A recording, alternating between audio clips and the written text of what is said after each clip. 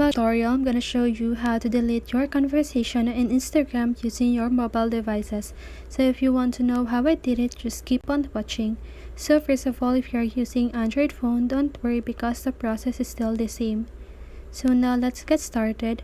So first of all, you want to open your Instagram app and log in your account.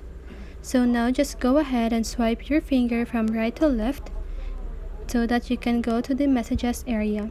But if your Instagram doesn't have that feature, just go ahead and click on the messages button at the upper right corner of your screen. So now as you can see, I have this message here.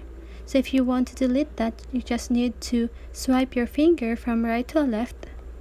And here you can see the delete option. So make sure that you click the delete option, okay?